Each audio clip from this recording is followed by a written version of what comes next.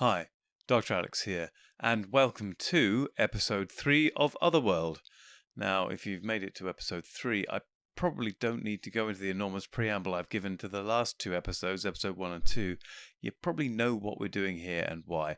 In short, I have been restoring the old classic sci-fi series from the 80s, Otherworld, and trying to bring it up to the best standard I can with the very few low-quality copies I have available and my own amateur audio and video editing skills put to the ultimate test.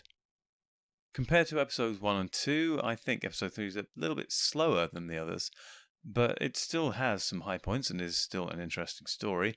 Very obvious classical Greek literary influences with a Circe-like villainess in the figure of Scala Ray, and Hal is very much the figure of Odysseus.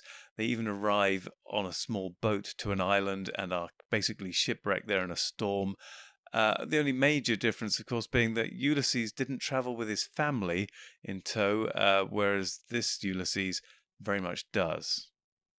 One point of the story which surely cannot go without note is how amazingly forgiving Gretchen Corbett's character of Hal's wife is in this entire story, even if he was under some sort of magical or drug influence for his behavior.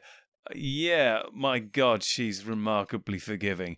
Anyway, don't want to spoil too much about the story by going into that too deeply, but you'll know what I mean when you see the episode, which again seems like the opportune moment to remind you that the episode is now airing on Rumble. Get over there now. Watch it on Rumble. I tend to multitask when I'm doing this video as a premiere. I've also got the episode itself on Rumble premiering on another laptop at the same time, so I can watch the chat and talk in that briefly, while also watching the beginning of the video starting on Rumble. I will let this video run on a little after I've disappeared very shortly, just so the chat can keep running.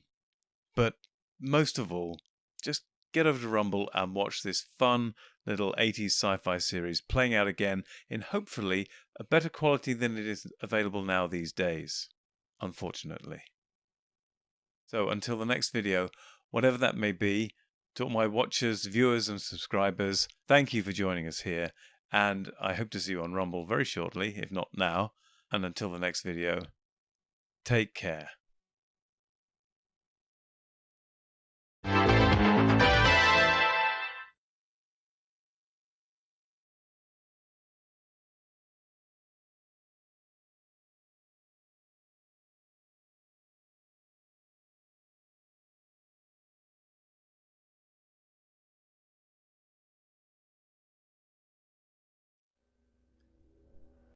Masters, mistresses, the Doctor requires materials in order to maintain the TARDIS and ensure continued functionality. He similarly requires carbon-based comestibles to sustain his own biological functions and existence. Master would never say this, but he requires aid beyond that supplied by this unit in order to acquire these.